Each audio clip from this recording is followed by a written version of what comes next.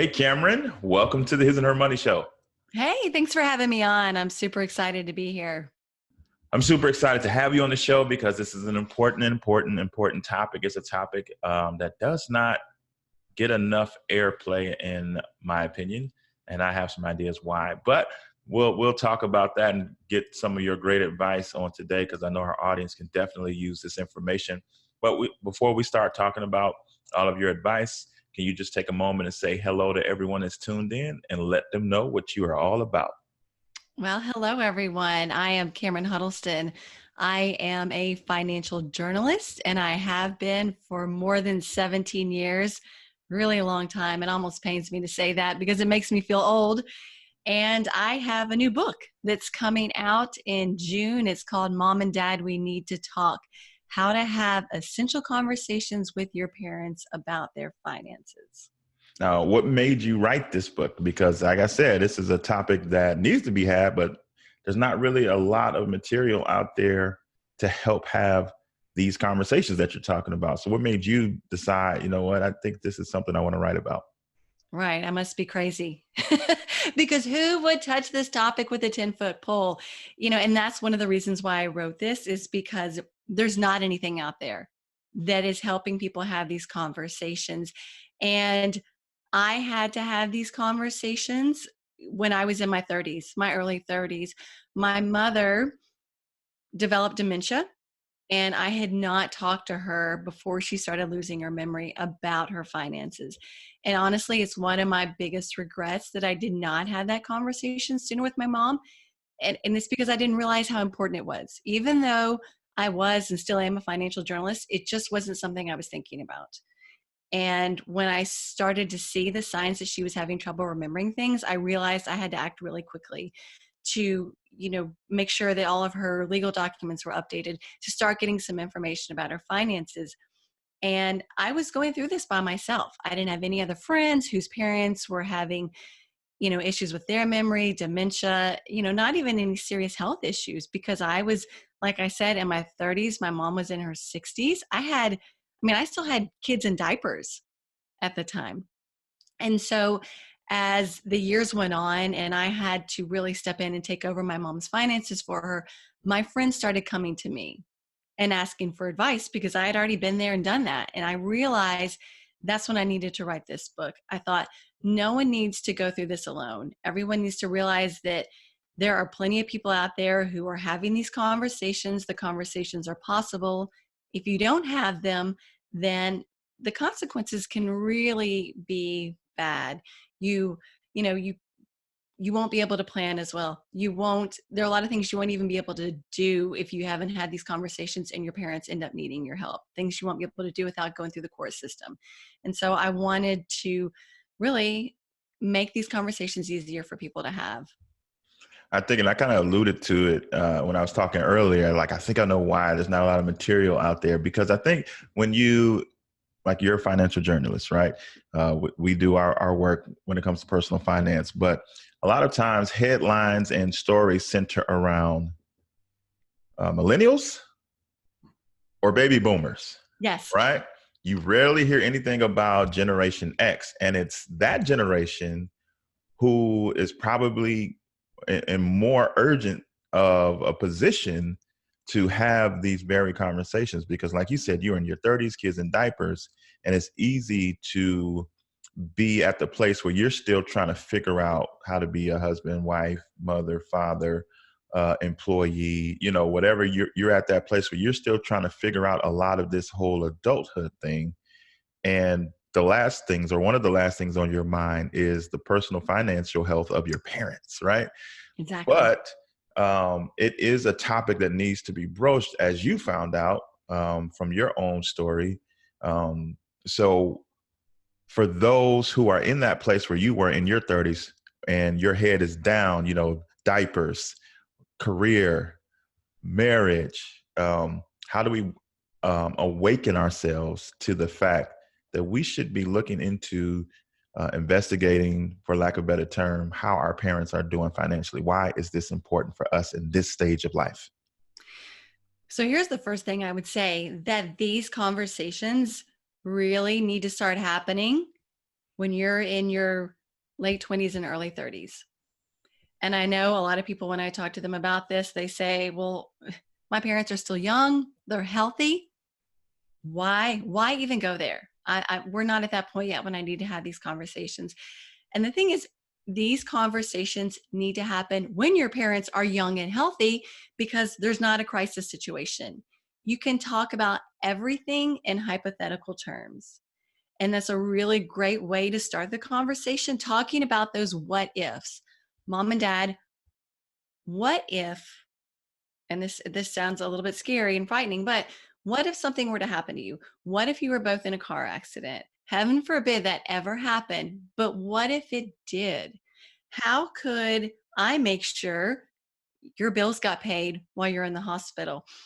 Can I even help make healthcare decisions for you if you're not able to make them?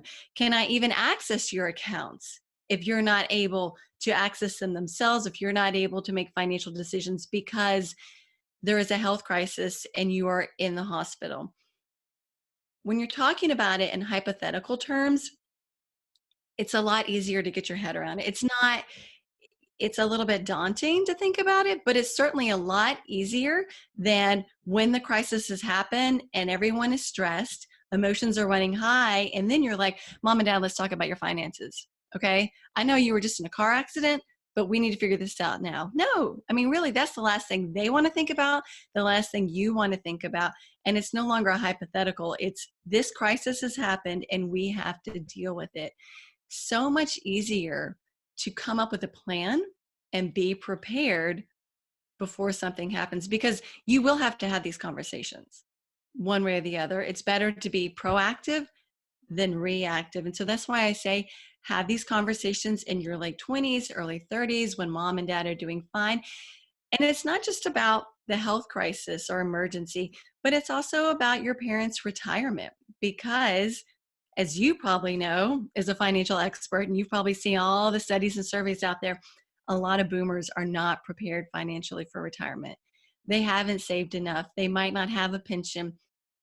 And if they're relying on you, if they're going to be relying on you to help them out one way or the other, whether that's providing long-term care for them, whether that's even helping support them financially, whether that means moving into your house, this is something you need to know sooner rather than later so you can prepare your finances to provide that help if they need it, or to prepare yourself emotionally for having to say to mom and dad, you know what, mom and dad, I love you, but I'm not in a position where I can help you out financially. So we need to start doing things now so that you can be as financially prepared as possible to have a somewhat comfortable retirement. So I cannot emphasize enough why these conversations have to happen sooner rather than later, when your parents are already retired, when they're having health issues. Now, you allude to the fact that Ty and I are personal financial experts, and that's true. And guess what? We had to have these conversations, and it wasn't smooth, to be honest, because a lot of times your parents see you as their child, Yes. even a 35-year-old child. And a lot of times they may think that they have it together, or that there's no need for you to worry. You get your situation together, you worry about, taking care of your family, we're okay. So I say that to say that when we initially had to talk, it was kind of, that's nice, but we're okay. And it wasn't until later when actually their pastor said something about it to the entire church about the importance of, for you all that are older, you need to put certain things in place. And then hearing it from their pastor had a bigger impact than hearing it from us. And it was then that we were able to come on and help them through that process. So I said all that to say that sometimes when you have this conversation that you just told us to have, our parents push back. What do we Yes. do? What do we do in those moments? Well, you got lucky. And that's one of the things that I mention in my book for those parents who are reluctant to talk, is to get a third party involved. Your parents' pastor did that for you and made it easier. And you're right that a lot of parents, even though you're an adult now, they still see you as a child and they don't think it's any of your business. But if you see that your parents are reluctant to talk, reach out to someone they trust. Maybe it is their pastor, maybe it is their rabbi, maybe it is a close family friend, but you reach out to that person and say, hey, I really want to have these conversations with my mom and dad. They're reluctant to talk to me, but I know that they trust you and respect you. And if you bring this up with them, perhaps even saying, hey, I had this conversation with my kids, it was so helpful, they might be more willing to listen. So getting that third party involved often can help open the door to conversations with reluctant parents. And another thing that you can do too is, if you are still younger, ask your parents for advice. Don't go to them saying, hey, mom and dad, I want to know where you stand financially. You can say, hey, mom and dad, I just got married and I'm wondering whether I need to have a will now, or do I need life insurance? And this can give you insight into what they've done. They might say, oh, yeah, we got a will as soon as we got married. Or, you know what, that's been on our to-do list. We really need to do that. Yeah, mom and dad, maybe we could all go into an attorney together. We can all sit down with an attorney, and the attorney could draw up a will for you, draw up a will for me and my spouse. We can all get on the same page and figure out what roles we'll play in each other's financial lives going forward. I interviewed someone for my book who did that. She and her sister went with their parents and they all sat down together and drafted their legal documents and said, okay, you're my executor, you're my power of attorney, you're my healthcare power of attorney. Great way to get everyone on the same page, establish what roles everyone was playing. And so, like I said, when you're younger, ask your parents for advice. That might open the door. If your parents are reluctant to talk, bring in that third party. And what you can also do is, if your parents have gone through a situation with their parents and having to help them out, or maybe their parent died without a will and it was really difficult for your parents, bring it up gently. Hey, mom and dad, I saw how hard things were for you when your parents passed away and they didn't have a will and you had to sort everything out. There was a lot of family fighting. Or I know how hard it was for you having to care for your mom because she didn't have any sort of long-term care plans. I want to make sure that that doesn't happen with you. I want to make sure that we know what your wishes are so that we can follow them. I want to make sure that you get the best possible care if you ever need it. Make it all about them and how you want to be able to help them. And that's why you're asking these questions. It's not about you. It's definitely not, what am I getting when you die? That is not at all the way you want to approach this topic. And not like, oh my gosh, mom and dad, I sure hope you have long-term care insurance because I'm not taking care of you. Don't put that on me. You don't want that at all to be the approach you're taking. It's all about your parents and how you can help them. And that, no, I'm not being nosy. I know your finances are very private, but I want to make sure that everything is in place to make sure that the bills get paid if something happens to you. Heaven forbid you're in the hospital and the electricity gets shut off at your house because no one can pay the bills. Make it all about your parents and how you want to be able to help them because they helped took care of you and you want to return that favor as they get older. And, not all investments are financial. Like, these conversations are investments that could have financial ramifications, because even when you talked in the book about the situation with your mom, like, you almost didn't get it done because the timeline between her diagnosis and the paperwork. So can you kind of talk about that a little bit, about Yeah. And how so it this is, almost didn't work out? oh my gosh, it almost didn't. And there was someone I interviewed for my book and it didn't work out. So one of the really important reasons why you should have these conversations is to find out what sort of legal documents your parents have. A will is important, but even more important than a will is a power of attorney and an advanced healthcare directive, which names a healthcare power of attorney. A power of attorney is a document that names someone to make financial decisions for you if you cannot. So my mother named me and my sister her powers of attorney. You have to be mentally competent to sign these documents. If you are not, you can't sign them. And so fortunately, even though my mother was starting to have some memory issues, she still was very much aware enough to know what she was doing when she was signing these documents. Attorney found her competent. If she had not designated me as her power of attorney, if she had not designated me as her healthcare power of attorney to make medical decisions for her, I would not have been able to step in and start managing her finances for her as her dementia progressed without having to go through the court system. And that is a very lengthy, expensive process. A man I interviewed for my book, his father had developed Alzheimer's, had not named either of his sons power of attorney. Ended up in the hospital. Son got a call in the middle of the night. Your dad is having to get emergency surgery. Son flew to the town where his father lived and needed to make sure bills were getting paid while his dad was in the hospital and then a nursing home for rehabilitation. And he couldn't. Like the bank was like, no, I'm sorry. We can't talk to you. You are not your father's power of attorney.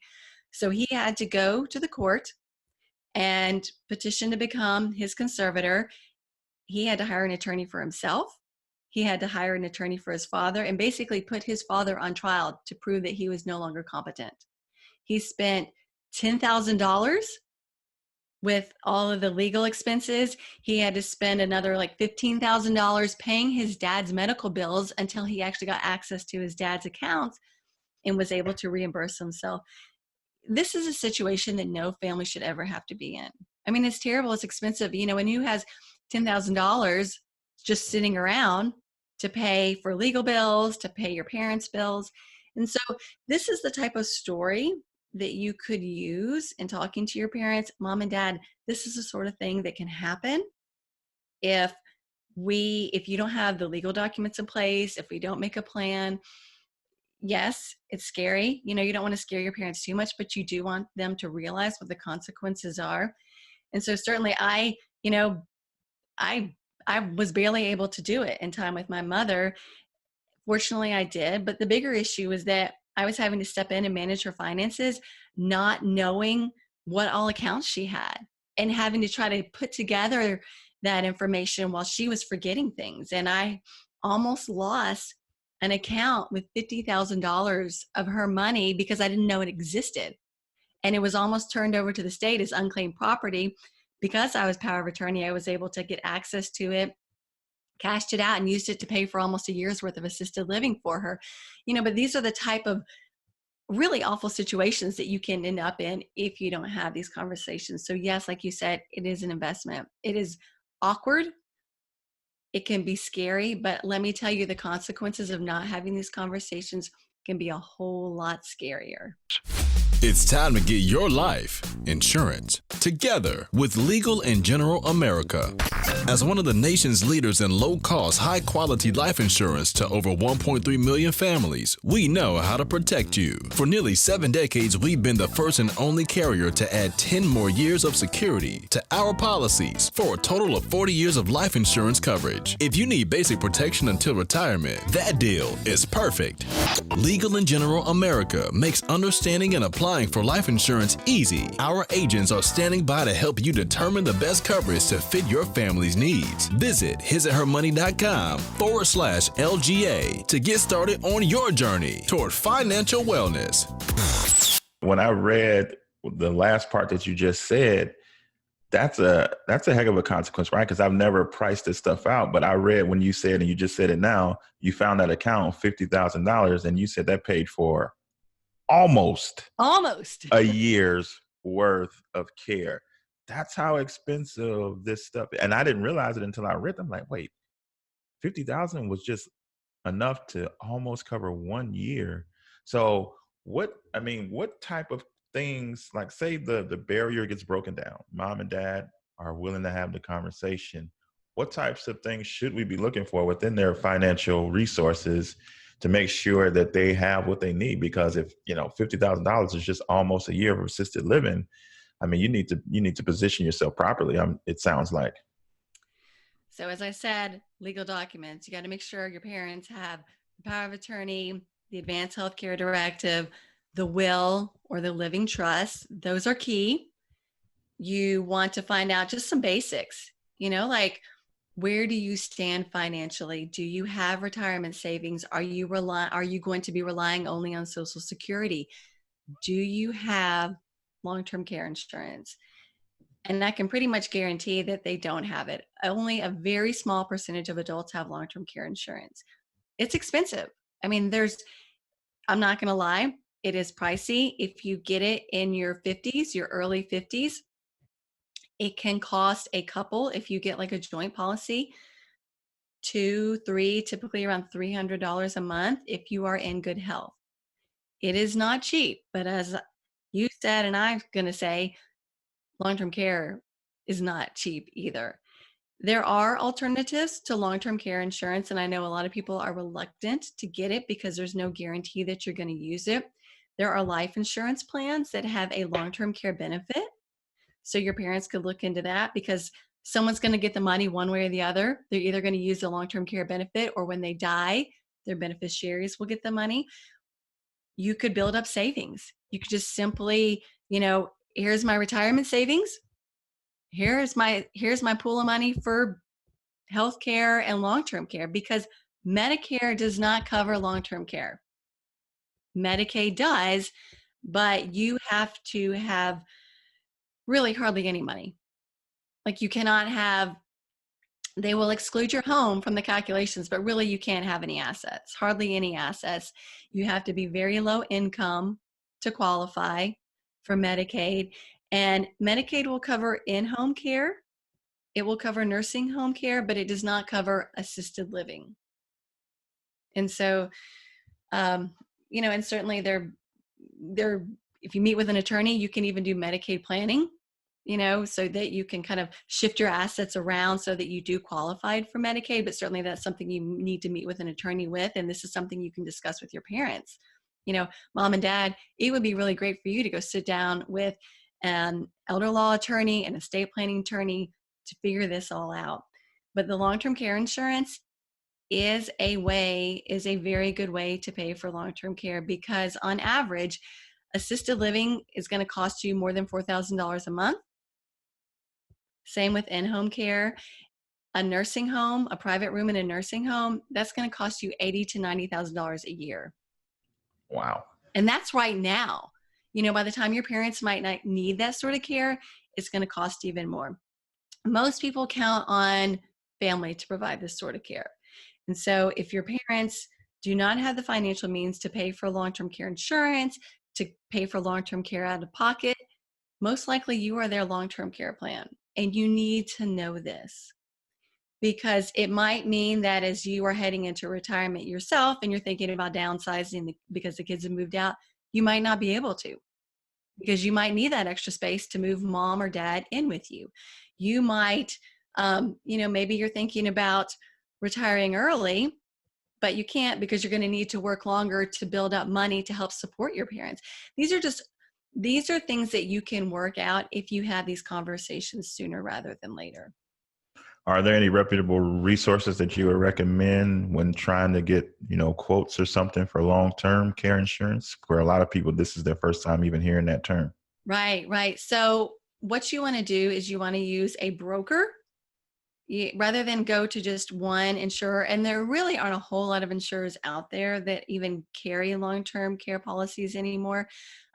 So if you find a broker, there's a person I interviewed for my book, and it's Newman Long-Term Care. I hate to kind of promote just one company, but they are a long-term care insurance brokerage firm that work with a lot of different long-term care insurance providers. So it's Newman Long-Term Care.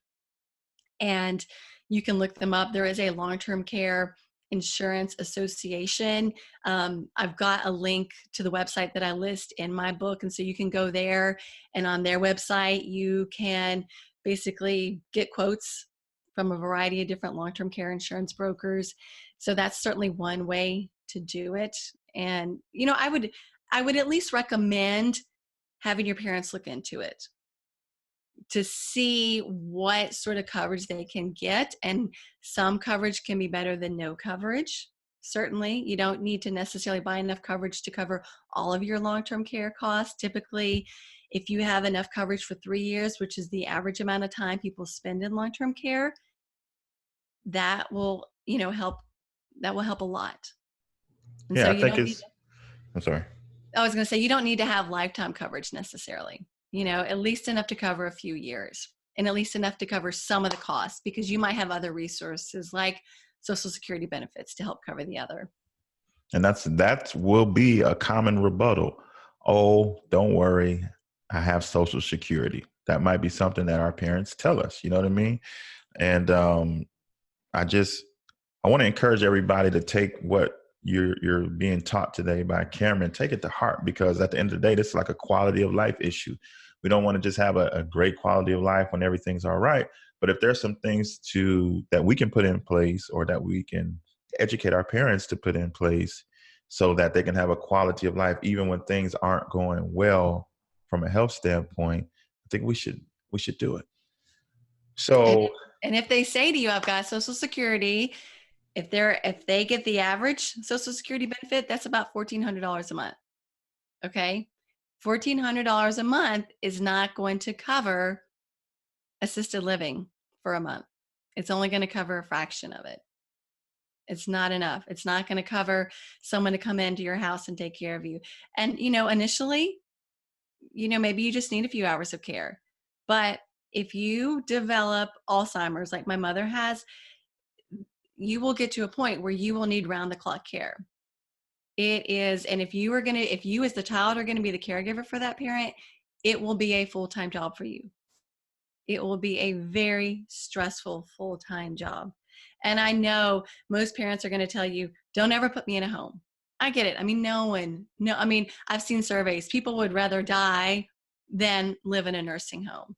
No one ever says, yes, this is where I want to spend my golden years, in a nursing home. And I get it.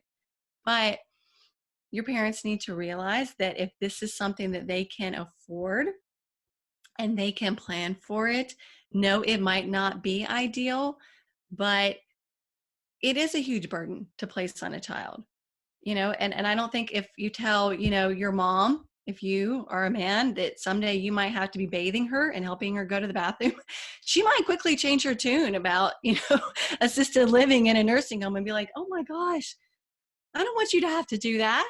I don't want my kids to have to do that.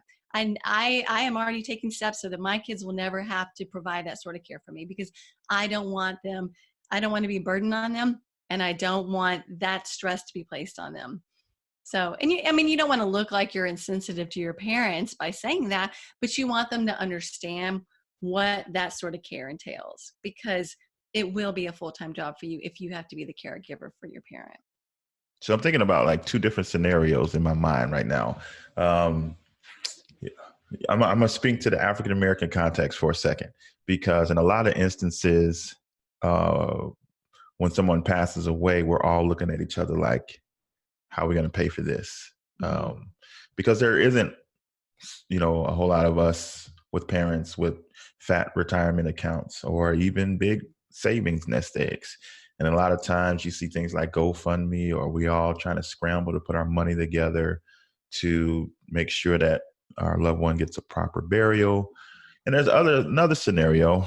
The second scenario I have in my mind is maybe you as the adult child, are in a better financial position than your parents are. You have the means, and your parents doesn't have the means to do these things. So both of those scenarios make me ask the question, can we buy long-term health care insurance for our parents, or can we buy a life insurance policy for our parents as their child, or is that not something that can be done? You can do it. Sure. You can do it. Now, they're going to have to be the one who applies for the coverage, but there's nothing that's going to stop them and the insurer from being able to do an automatic withdrawal from your bank account to pay for it. Just like, I'm sure you've got a lot of your bills set on auto pay. Mm-hmm. If you've got life insurance, like I do, it comes out automatically from my checking account every month. So you just simply work with your parents, and you can say to them, and especially if you have siblings, this is why it's so important to talk to your siblings before you even have this conversation with mom and dad. Hey, we see that mom and dad might be struggling in retirement. Let's talk about what we can do as their children to help them out. Let's talk about whether we can help pay for long-term care insurance for them. Let's talk about whether, maybe they don't qualify for long-term care insurance, but let's talk about how maybe we can pool our resources together to pay for them to get that long-term care, or, make sure that they get the funeral they deserve. Having these conversations beforehand, dividing up the chores, the financial chores, the physical chores. Maybe you can afford to help pay for things, but your siblings can help provide the actual care. So that no one's saying, hey, it's all on me. This isn't fair. So yes, certainly you could have your account linked to the insurance coverage that you're going to be paying for your parents. It should not be a problem. The insurers just want to make sure they get paid. They're probably not going to care who's actually paying for it. And, let your parents know this is a gift that we want to give you, because we want to make sure that you get the care that you deserve if you need it. And this is going to apply to most people, honestly, because long-term care is so expensive. Most people cannot afford to pay for it out of their pocket. My mother unfortunately did not qualify for long-term care insurance. I asked for her to apply for it before she even had any memory issues. She had another health issue that made her too much of a risk. And really, I dropped the ball at that point. I should have said, okay, Mom, you didn't get long-term care insurance. Let's look at your assets and figure out how, we can pay for it if you ever need it. I should have had those conversations with her then, but I didn't. I feel very fortunate. My mother, she does get a Social Security benefit. She owned her house, and so sold the house to help pay for care, had some retirement savings, used that to help pay for care. And thank God my mother was frugal. She had inherited money from her parents, but she didn't blow it. And I am thankful for that every day, because that money is helping pay for her care now. And, I'm just so grateful. But I know that most families will not be in that sort of situation. There will not be long-term care insurance. There will not be enough retirement savings. And children really will have to step in and help out. And I mentioned this in my book, there are resources in your community that can provide help. You can start with adult daycare services, which are a lot cheaper than assisted living or even a home health aide. There might be volunteers at your church or your place of worship who can come in and help watch your parent. You might have a friend, a family member who's willing to help out. And if you have siblings, you're going to work it out so you take turns. But again, this all works into these conversations, having these plans beforehand so that you can figure out what your options are, rather than waiting to the moment when it's happening and you're panicking and you don't know what to do, and you can make some really big financial missteps. So somebody's listening, they get it. Like, what you're saying is true, but in the back of their mind, they hear their mom and dad's voice, and they've already figured that their parents aren't going to want to have this conversation. So although they get it, they are right now talking themselves out of having this conversation with their parents. What words of encouragement would you give to them if you had a chance to talk to them? I would say, first of all, as awkward as you think this conversation might be, there's a good chance it won't be as bad as you're making it out to be in your head. Most parents, obviously not all, but most parents, if you approach this out of concern and love and let them know that you want to have this conversation so that all of you can have peace of mind, most parents will open up.